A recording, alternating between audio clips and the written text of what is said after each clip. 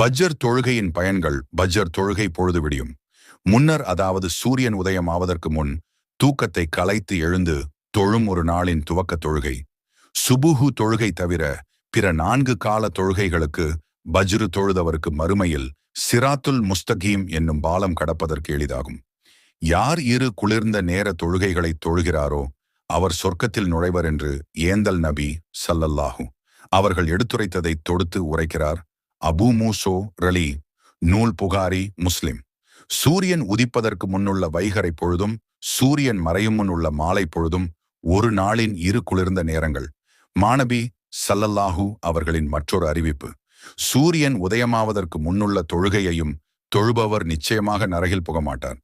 அறிவிப்பவர் Abu Zuhair அமாரத் பின் ருவைபா ரலி. நூல் முஸ்லிம்.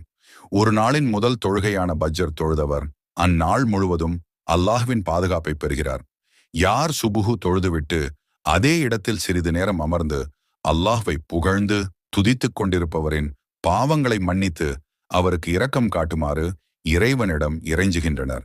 வானவர்கள் என்ற வள்ளல் நபி ஸல்லல்லாஹு அவர்களின் வாய்மொழியை அறிவிக்கிறார். அலி இப்னு அபூ தாலிப் ரலி. நூல் அஹ்மது. சுபுஹு தொழுகையை விடுவது நயவஞ்சகர்களின் அடையாளம் என்ற அண்ணல் நபி ஸல்லல்லாஹு அவர்களின் அறிவிப்பை நம் கவனத்திற்கு கொண்டு வருகிறார் கௌஃப் ரலி. இஷா தொழுகையை பள்ளியில் கூட்டாக தொழுதவர் பாதி இரவு நின்று வணங்கியவர் போலாகிறார். அவரே சுபுஹு தொழுகையையும் மசூதியில் கூட்டாக தொழுதால் முழு இரவும் வணங்கியதற்கு ஒப்பாவார் என்ற ஒப்பிலா நபி ஸல்லல்லாஹு அவர்களின் அறிவிப்பை உரைக்கிறார். உஸ்மான் ரலி. நூல் முஸ்லிம், முவத்தா, அபூ தாவூத், திர்மிதி.